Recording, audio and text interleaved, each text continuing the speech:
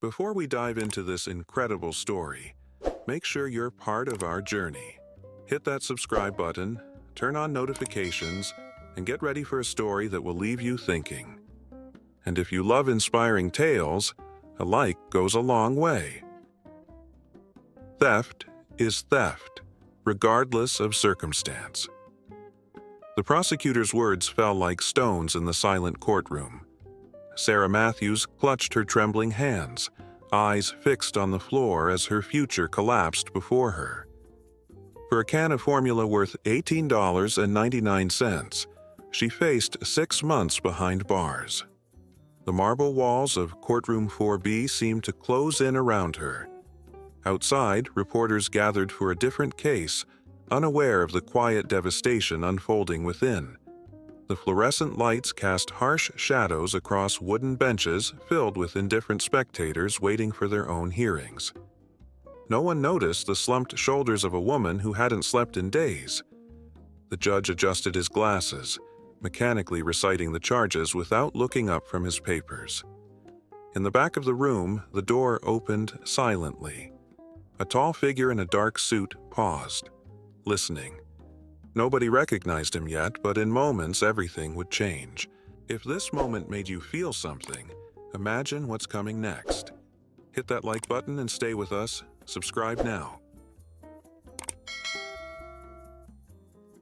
Sarah stared at the polished floor, counting each breath to keep from breaking. 3 months ago, she'd had a husband, a job, and dreams. Now she had a 3-month-old daughter and an eviction notice. The night she took that can of formula, her baby had been crying for hours. Her breasts had dried up from stress and malnutrition. The food bank was closed. The social services office had a 2-week waiting list. Her last $5 had gone to bus fare for this court appearance. The defendant has no prior record, her public defender noted half-heartedly, his case file thinner than a menu. He'd met Sarah 10 minutes before the hearing. The prosecutor smirked slightly, confident in his unblemished conviction record. The judge's pen hovered over the sentencing form, the decision already made in his mind. Your Honor, this county has seen a 15% increase in petty theft this quarter alone. The prosecutor continued, his voice echoing against marble. We need to send a message that our laws apply to everyone. He emphasized everyone, while glancing at Sarah with practiced disdain. The few spectators shifted uncomfortably, avoiding eye contact with the young mother. One elderly woman clutched her purse tighter, as if poverty might be contagious. Sarah's thoughts raced to her daughter, currently with a neighbor who couldn't keep her past noon. If Sarah went to jail, her baby would enter the system. The same system that had told her to come back next week when she begged for emergency assistance. The same system now poised to separate them. A tear escaped, tracking down her cheek as she imagined her daughter growing up without her. The man who had entered took a seat in the back row. His hair was slightly longer than in his latest film, his eyes observing with quiet intensity. Keanu Reeves had arrived early for a different case. A charity foundation he supported was involved in a hearing scheduled for later that morning. He'd wandered into the wrong courtroom, but something made him stay. Perhaps it was the tremor in Sarah's voice when asked if she understood the charges. Perhaps it was the callous efficiency with which the system processed human suffering. Before I render my decision, the judge announced, does anyone else wish to speak on this matter? The question was procedural, a formality never meant to be answered. The courtroom remained silent. The prosecutor gathered his notes, already mentally moving on to his next case. Then came the sound of someone standing, chair legs scraping against the floor. All heads turned toward the noise. Things are about to take a turn. Don't miss what happens next. Subscribe, like our video, and keep watching.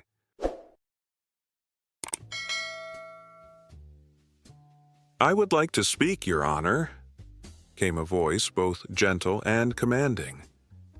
The courtroom froze. Whispers erupted as recognition dawned. The prosecutor's mouth hung slightly open, The judge blinked rapidly, trying to process the sight of Keanu Reeves standing in his courtroom. Sarah turned, confusion momentarily replacing her despair. "And you are?" the judge asked, though the question seemed absurd.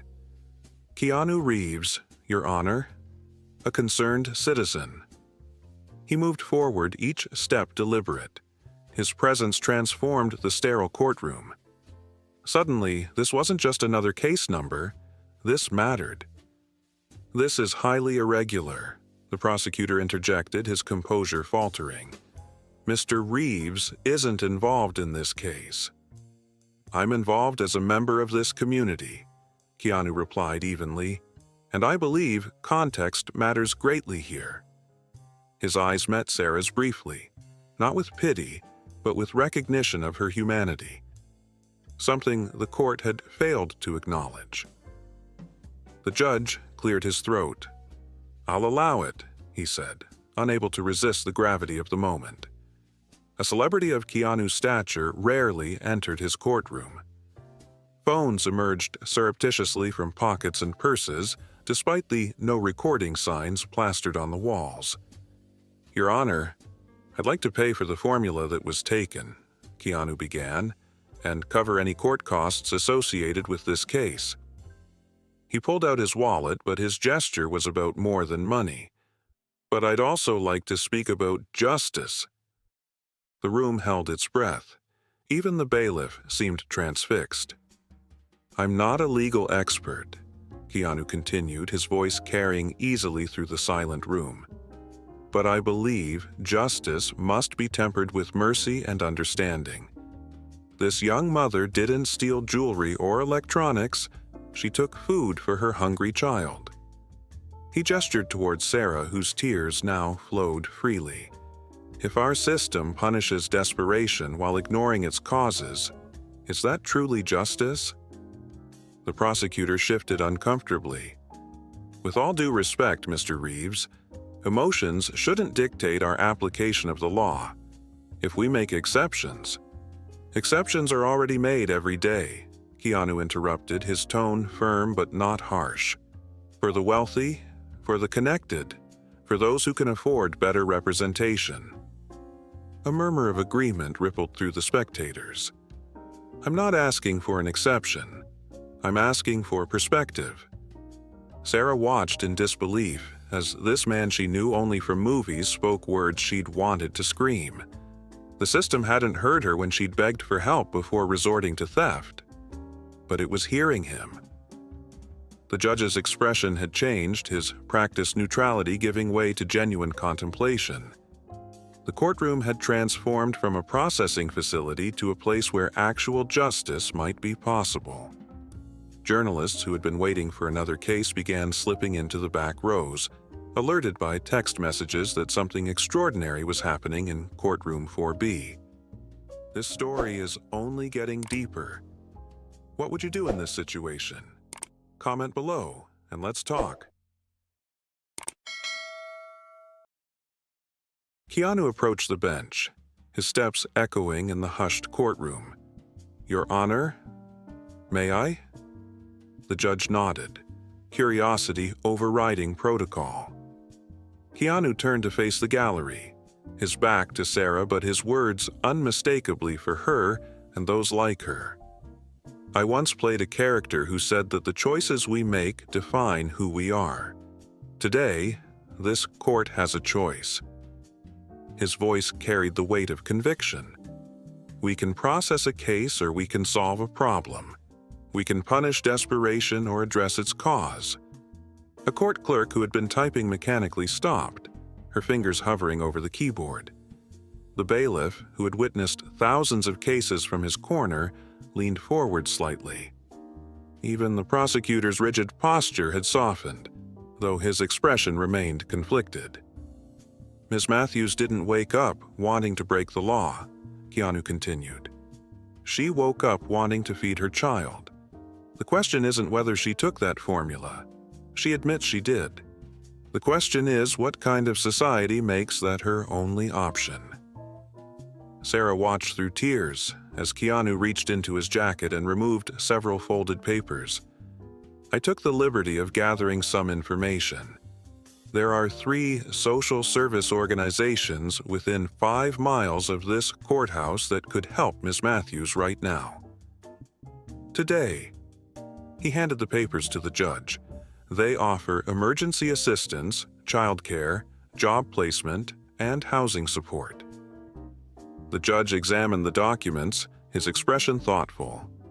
For the first time that morning, he really looked at Sarah, saw the dark circles under her eyes, the way her clothes hung too loose on her frame, the raw desperation of a mother trying to keep her child alive. "I would like to cover Ms. Matthews' expenses for 6 months," Keanu said, anonymously through these organizations. Not as a handout, but as a hand up. His gaze swept the courtroom. "And I'd like to challenge everyone in this room to consider how we might transform a moment of judgment into an opportunity for compassion." A profound silence fell over the courtroom. The prosecutor closed his folder slowly, the sound like a final punctuation mark on his argument. For a moment, he seemed to wrestle with something internal before addressing the court. "Your Honor, in light of these extraordinary circumstances, the state would be willing to consider community service rather than incarceration." His voice carried reluctance, but also a hint of relief. The judge removed his glasses, pinching the bridge of his nose. When he looked up, something had changed in his expression. "Ms. Matthews, please approach the bench." Sarah rose on unsteady legs. Standing beside Keanu, the contrast was stark. The disheveled young mother and the composed celebrity. Yet they shared the same space with equal dignity. "I've presided over thousands of cases in this courtroom," the judge said, his voice softer than before. "Rarely have I been reminded so eloquently of the difference between law and justice." He closed the case file before him. "The purpose of our legal system should be to build a safer community, not to create more broken families. It's not over yet. The best part is coming. Make sure you're subscribed so you don't miss it."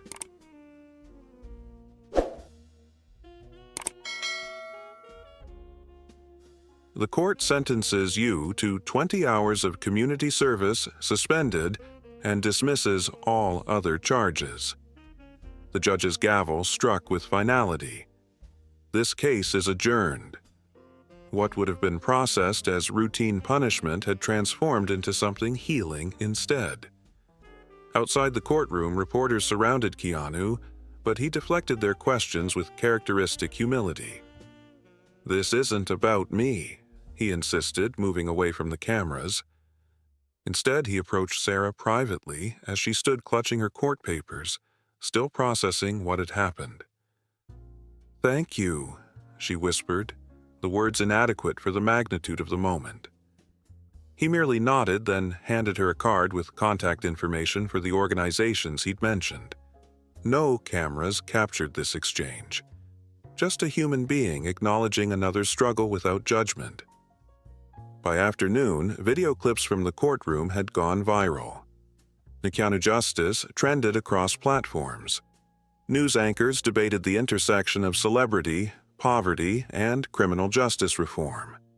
The store that had pressed charges issued a public statement revising their policy on first-time offenders. 3 local businesses offered Sarah interviews. The prosecutor sat in his office, watching the story unfold on his computer screen. For the first time in years, he questioned whether his conviction rate truly measured justice. The judge received calls from colleagues around the country, some critical, others inspired to examine their own sentencing patterns. Sarah arrived home to find groceries delivered to her door, not from Keanu, but from neighbors who had seen the news and remembered their own struggles. The note attached read simply, "We all need help sometimes." 1 week later, in another courtroom across town, a different judge paused before sentencing a young father for a similar offense. The viral story had created a ripple effect, prompting reflection throughout the legal system. That judge also chose rehabilitation over punishment. Sarah started work at a local cafe, her daughter in the newly available community daycare. When customers recognized her, she didn't shy away. Her story had become more than a viral moment. It was a reminder that justice wears many faces. Keanu never publicly discussed the incident again. He didn't need to. His actions spoke with perfect eloquence about the power of bearing witness to another's humanity.